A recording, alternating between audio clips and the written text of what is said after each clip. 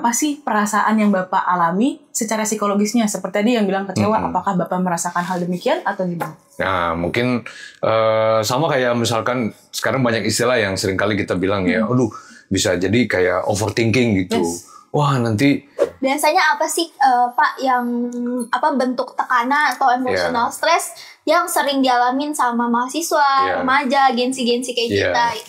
Nah, tentu yang pertama pasti adalah akademik ya. Jadi kan kalau misal kayak FOMO gitu ya Pak, terus temennya FOMO juga nih, jadi kayak dapat pertolongannya gimana nih? Nah, tentu kalau kayak gitu akhirnya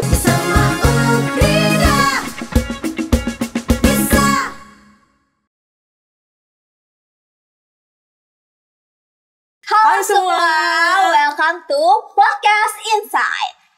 We say build the mind, every story brings insight. Oke, mantap sekali ya. Sobat Sweet, dari capek hati ke self-awareness, bisa kok. Oke, sebelumnya perkenalkan dulu ya. Aku Gladys Anastasia dari Psikologi Angkatan 2023. Nah, aku di sini nggak sendirian loh teman-teman. Mungkin teman-teman bingung ya, siapa nih tamu spesial kita hari ini? Nah, di samping aku ini udah ada guest host kita. Nah, mungkin boleh nih Katri memperkenalkan diri supaya teman-teman nggak bingung gitu. Udah disebut nama aku. Oh iya, betul. Oke, hai guys. Kali ini aku dapat kesempatan, thank you Gladys dan teman-teman yang hadir hari ini ya.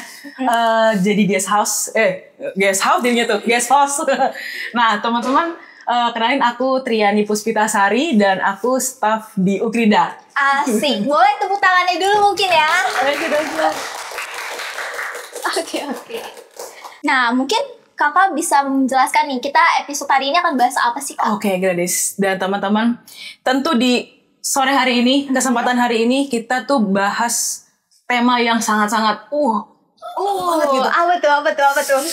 Tadi ya, jadi tujuan hari ini kita mau ngobrol santai tentang kesehatan mental. Oh, kesehatan mental. Iya, betul. Mental ini. Mental ya. Oke, tentang kesehatan mental. Apa itu? Kemudian kenapa sih penting kesehatan mental dan bagaimana hal itu bisa muncul di keseharian kita? Oke. Iya, kadang tuh menarik nih. Iya, bener. Kadang tuh kita bisa merasakan, aduh, capek banget ya. Iya. Kok stres ya, merasa stres. Terus, waduh, tiba-tiba overwhelmed. Waduh, terus tapi dari stresnya kita, rasa-rasa tidak nyaman di tubuh kita tuh kita nggak sadar atau nggak tahu ini kenapa sih gitu. Itu yang mau kita pelajari hari ini. Nah, episode kali ini kita bahas bareng-bareng tentang mental health dari hal-hal simple yang relate banget sama daily life kita-kita gitu. Seru banget nih. Oke, tanpa basa-basi yang lebih lanjut lagi gitu ya dari kita berdua. Betul. Kita langsung aja panggilkan bintang tamu kita yang paling spesial dan terhormat, Pak Eva. Oke, boleh nih dari Pak Evan sendiri gitu ya. Ada nggak sih pengalaman pribadi yang cukup berat atau tidak menyenangkan gitu? Misalnya udah kerja keras tapi hasilnya nggak sesuai ekspektasi. ya tentu ada ya. Jadi pengalaman di mana saya ngerasa, aduh, apa yang saya lakukan, ternyata nggak mencapai tujuan atau gagal gitu. Dan ya mungkin kita semua juga pernah ngalamin tuh kayak gitu. Jadi kayaknya merasa gagal dalam mencapai yang kita inginkan gitu. Boleh lebih ceritain contohnya mungkin Bapak? Ya misalkan kalau saya sebagai dosen gitu ya, ya salah satu tujuan utama atau pekerjaannya kan adalah misalkan menulis di jurnal yang paling bereputasi, paling tinggi, ternyata nggak diterima, ternyata nggak tercapai. Nah itu tentu ada perasaan yang nggak menyenangkan gitu ketika mengalami hal itu. Jadi emang ini adalah hal yang wajar gitu ya dialami oleh setiap orang gitu. Iya benar sekali. Jadi di dalam hidup kita ya wajar sekali kalau kita misalkan mengalami itu dan kemudian bisa ngerasa kecewa, sedih, marah mungkin, dan itu bisa saja mengganggu atau bisa juga malah memicu kita. Oke. Aku baru pertanyaan pertamanya udah, Pak mau nanya gitu. Kan tadi Bapak bilang nih ada pengalaman-pengalaman yang dirasa kurang menyenangkan juga. Boleh dong dijelaskan lebih relate lagi Pak. Apa sih perasaan yang Bapak alami secara psikologisnya? Seperti tadi yang bilang kecewa, apakah Bapak merasakan hal demikian atau gimana? Nah mungkin sama kayak misalkan sekarang banyak istilah yang seringkali kita bilang ya, aduh bisa jadi kayak overthinking gitu. Wah nanti kalau coba lagi nggak bisa gimana? Kalau nanti ternyata memang aku ditolak lagi gimana? Padahal kan itu semua belum kejadian gitu. Jadi itu bisa kita alami gitu. Dan itu bisa menjadi tekanan gitu ya. Bisa menjadi stres buat kita gitu. Oke. Nah, berhubung aku mahasiswa psikologi gitu ya, Pak. Aku juga belajar tentang psychological resilience. Nah, menurut Bapak sendiri, gimana tuh dalam kehidupan sehari-hari ketahanan psikologi? Ya, itu penting banget tuh. Jadi, setiap orang perlu punya ketahanan. Nah, ini adalah bagaimana orang itu bisa menggunakan berbagai macam hal yang ada di dalam hidupnya, dalam lingkungannya gitu ya, untuk membuat dia kuat, untuk membuat dirinya tuh mampu menghadapi berbagai situasi atau kondisi yang menekan atau menuntut dia secara emosi. Nah, ini adalah satu proses ya, jadi nggak mudah gitu, nggak gampang gitu.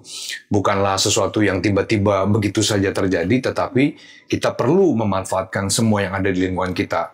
Dukungan dari orang-orang yang dekat dengan kita, juga sahabat-sahabat kita, keluarga, tapi juga kita juga mampu untuk mengembangkan kemampuan di dalam diri kita, kemampuan kita untuk membuat tujuan, kemampuan kita memecahkan masalah, dan lain-lain hal sebagainya. Jadi intinya adalah ada berbagai macam faktor, ada berbagai macam hal yang bisa kita manfaatkan sebenarnya, yang bisa membuat diri kita kuat tadi, seperti yang Gladys katakan tadi.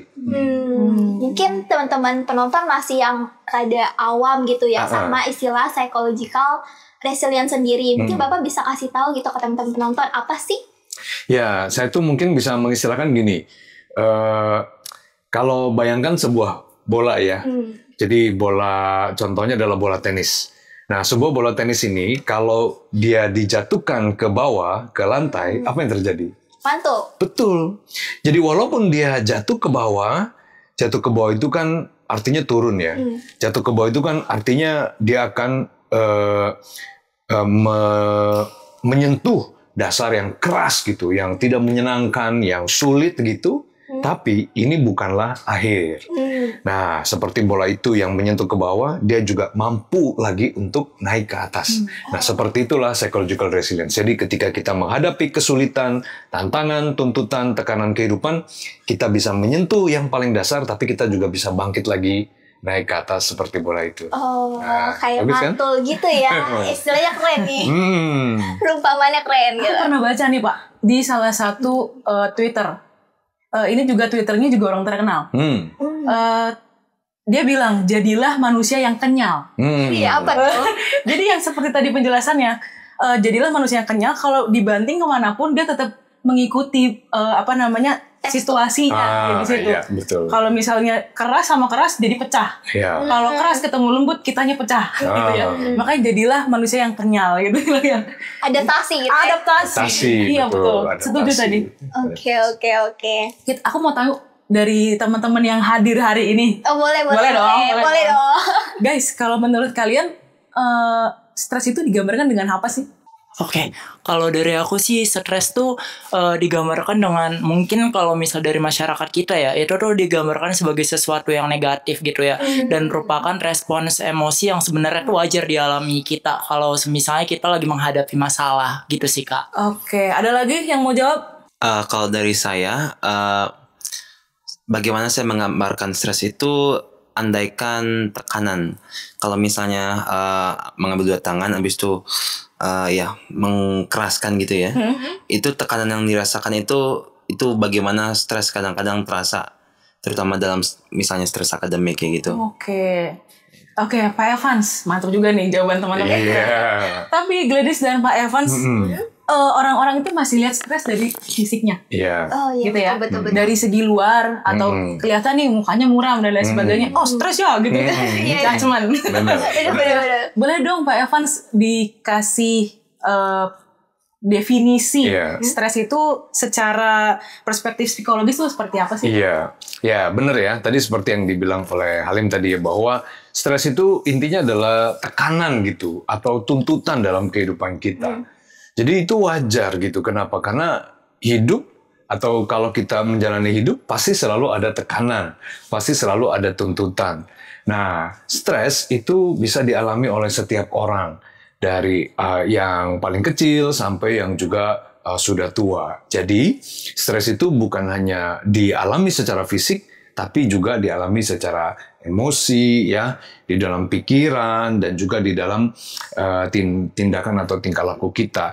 Jadi ini adalah merupakan sebenarnya bagian yang wajar dalam kehidupan kita. Jadi dapat dikatakan stres itu tidak hanya secara fisik, tapi juga secara menyeluruh dalam kehidupan, dan itu sebenarnya adalah wajar, di mana kita mengalami berbagai tekanan, tuntutan dalam hidup kita sehari-hari. Mantap jawaban ini. Jadi semakin pengen tahu lagi. Tahu wawasan gitu ya. Benar. Oke, nah berhubung aku Gensi, tapi Gensi nggak? Gensi dong, 2001. Gensi. Penonton Gensi. Nah, biasanya apa sih Pak yang bentuk tekanan atau emosional stres yang sering dialamin sama mahasiswa, remaja, Gensi kayak kita? Nah, tentu yang pertama pasti adalah akademik ya. Jadi kan remaja yang masih sekolah atau yang sudah kuliah pasti mengalami tekanan tuntutan secara akademik ya, baik dari diri sendiri dan terutama juga dari keluarga dan tentu juga dari lingkungan begitu.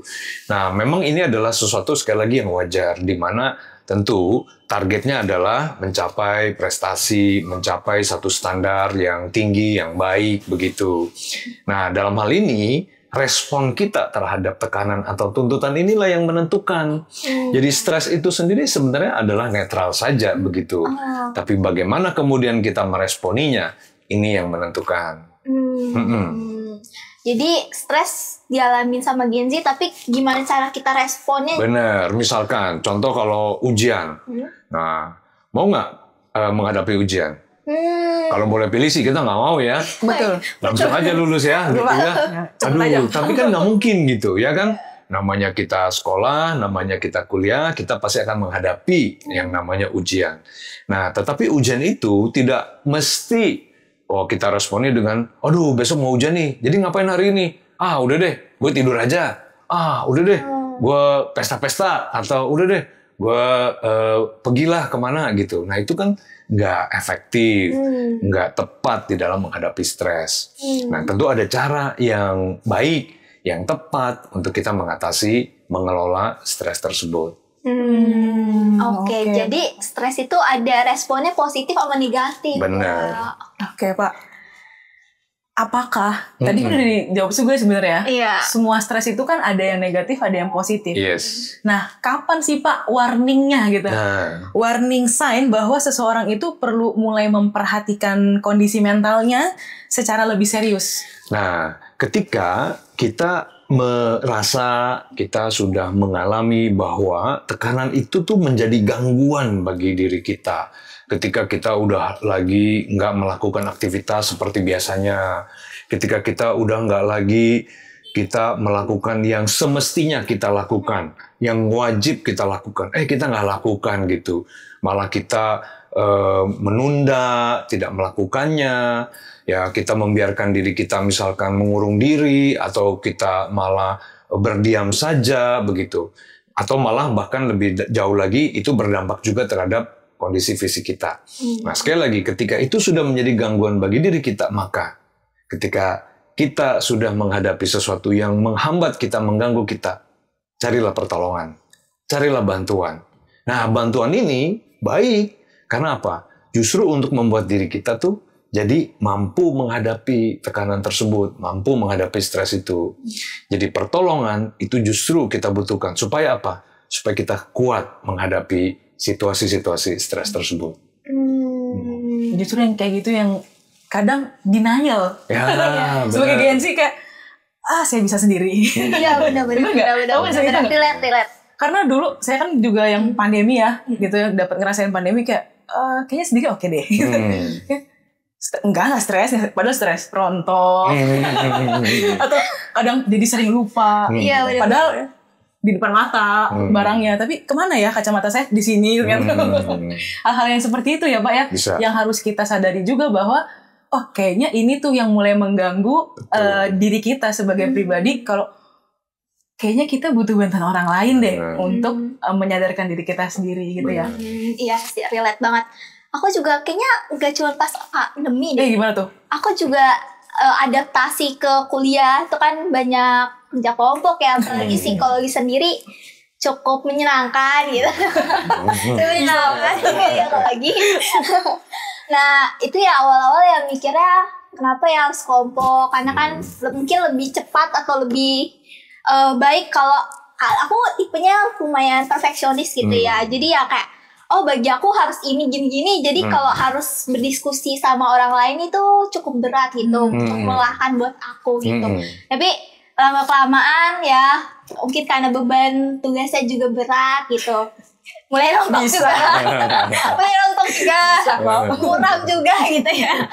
Jadi ya itu sih ternyata ya makin di psikologi ternyata harus tahu gitu kayak perlu ya kita kerja kelompok gitu, karena kita juga dapat pelajaran dari teman-teman juga. Betul banget. Betul. Nah mungkin selain yang dari Bapak bilang gitu ya dari akademik, ada nggak sih Pak contoh-contoh lain yang kayak stres yang dialami sama remaja? Nah, mungkin kalau saya mikir-mikir kayaknya sekarang nih lagi juga isu tentang FOMO nih. Gimana nih FOMO? FOMO Ada yang ngalamin nggak? FOMO-nya apa? Kita sih FOMO ya. Nah, mungkin ya di media sosial ya kita nggak mau ketinggalan, kita selalu berasa bahwa wah kalau saya belum tahu atau nggak melakukan atau nggak ngikutin sesuatu tuh rasanya ada sesuatu yang salah, ada sesuatu yang kurang gitu. Nah, sehingga kita ingin secepat mungkin, sesegera mungkin melakukan atau mengikuti sesuatu. Nah, itu kan sekali lagi bisa memberikan satu tekanan yang membuat kita kalau itu tidak bisa kita kelola dengan baik, bisa jadi begitu berat sekali. Bisa akhirnya membandingkan diri kita dengan orang lain gitu. Kok dia bisa, gue nggak bisa ya. Kok dia begini, gue begitu ya. Jadi itu yang akhirnya bisa menjadi tekanan secara mental juga dan juga emosi buat diri kita.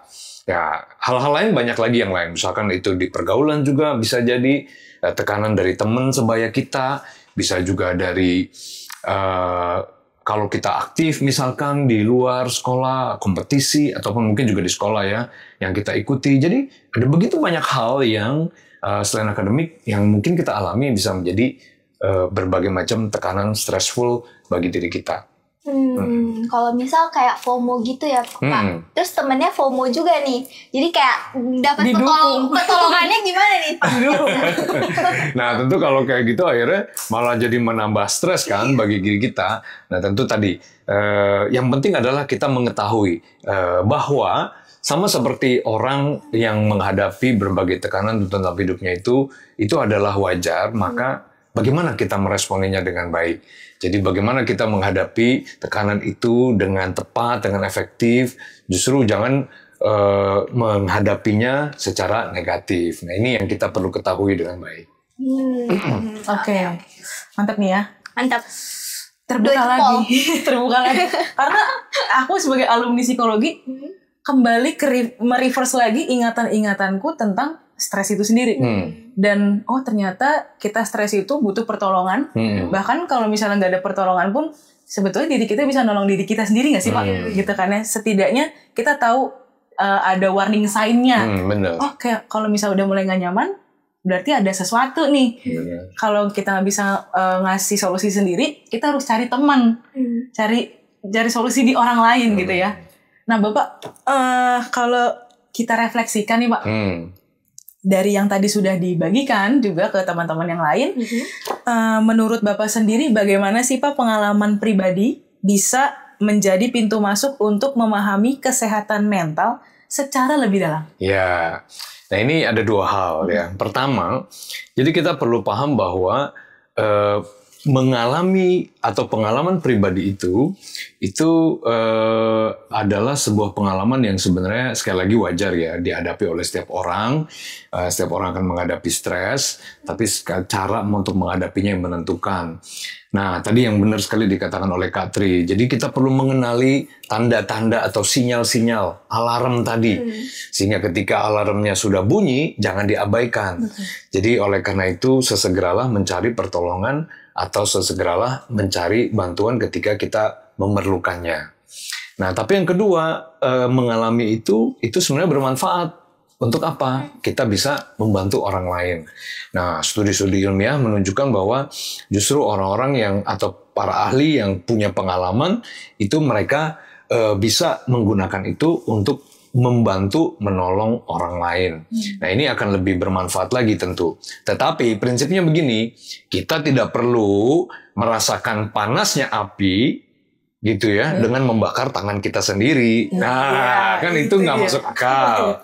Tapi kita tahu bahwa api itu panas, oleh karena itu kita tidak perlu untuk mencoba atau menghadapinya. Berarti kita perlu cara untuk menggunakan api itu untuk tujuan yang tepat, yang baik.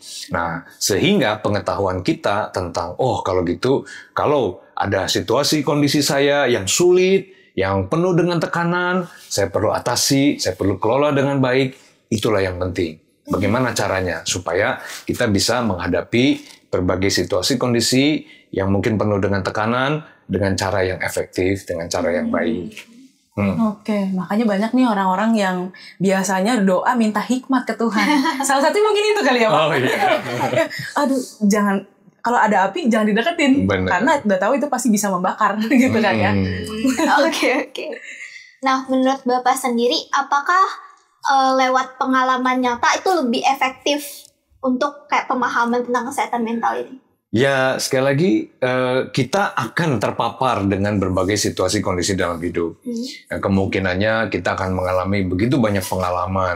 Dan semoga tentu pengalaman kita itu pengalaman yang kita mampu kelola dengan baik, kita mampu atasi dengan baik.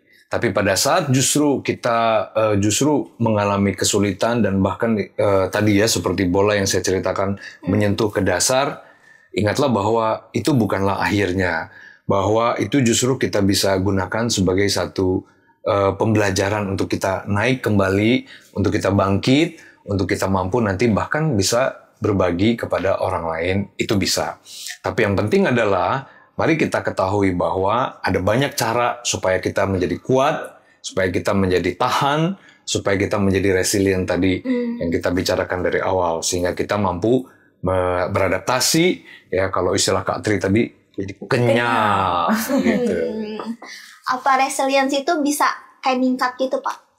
Ya, prinsipnya adalah kita bisa terus berproses semakin lama, semakin menjadi lebih kuat lagi. Karena namanya di dalam kehidupan ya tantangan, kesulitan pasti akan selalu ada. Nah, kita terus perlu membangun ketahanan kita, kekuatan kita terus menerus ya. Jadi jangan berhenti untuk terus memperkuat, membangun dan membuat diri kita lebih berdaya lagi. Wah, insightful banget acara ini. Nah, mungkin dari teman-teman yang lagi nonton gitu ya, dari apa yang Bapak bilang, ada nggak sih pertanyaan-pertanyaan yang muncul gitu, yang relate gitu, yang stres yang kalian alamin? Oh, belum ada pertanyaan ya? Ada pertanyaan. Nyimak banget berarti ya. Oke. Mungkin ada insight yang kalian dapetin. Insight yang saya mendapati dari percakapan yang barusan saja ya terjadi lah, lebih ke tekanan itu normal kayak gitu, tapi tekanan juga ada batasnya alias warning lah gitu, kayak berlebihan itu buruk juga gitu. Itu sejauh ini itu aja sih.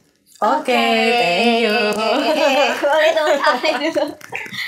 Nah, berarti ya dari podcast yang insightful ini Betul. gitu ya, kita bisa tarik kesimpulan gitu ya. Tarik kesimpulan kalau ternyata ya stres, capek sama kehidupan sehari-hari itu wajar banget dialamin sama setiap orang gitu ya. Nggak cuma Gen Z, setiap kalangan juga ngalamin ya.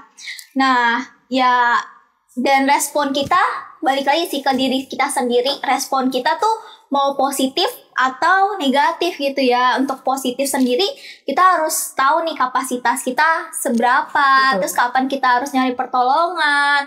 Tapi tenang aja, itu hal yang wajar dialami sama setiap kita. Dan aku juga berharap teman-teman yang lagi ngalamin tekanan mungkin ya, lagi capek, lagi stres, bisa semangat, tetap semangat dan cari pertolongan kalau kalian udah merasa kayak oh udah kapasitasnya udah cukup gitu. Betul. Dan jangan lupa pilihlah orang yang tepat untuk jadi tempat pertolongan. Betul. Kalau sama-sama FOMO, kayak semangat. kita ya. Ada kayak gitu ya. Oke. Nah, untuk sesi-sesi selanjutnya nantikan, karena di episode-episode selanjutnya kita akan bahas lebih dalam tentang gimana sih caranya kita memahami diri sendiri, terus strategi untuk mengatasi stres, capek ini tuh gimana sih gitu. Oke. Dan teman-teman, sebagai penutupnya juga ya, aku hari ini sangat-sangat bersyukur loh sekali lagi untuk bisa hadir di sini. Ini. Thank you banget. Thank you. Karena sangat insightful gitu ya. Teman-teman, kita juga harus bisa jadi orang yang terbuka gitu ya, sekalipun memang sulit gitu ya. Jujur pada diri sendiri juga dan saling dukung. Jangan lupa, kita sebagai mahasiswa, khususnya mahasiswa Ukrida gitu ya, nilai-nilainya kan udah ada loving. Nah, itulah yang digunakan di setiap aktivitas kita, bahkan di dalam perkuliahan sekalipun. Gitu. Oke. Nah, mungkin kita bakal tutup podcast kita hari ini dengan tagline kita yang tadi di awal gitu ya. Bareng-bareng mungkin ya. Semoga aku bisa ya. Oke, 1, 2, 3. Puisi teman, every story brings insight. Sweet dari capek hati ke self awareness bisa kok. Yeay. Sama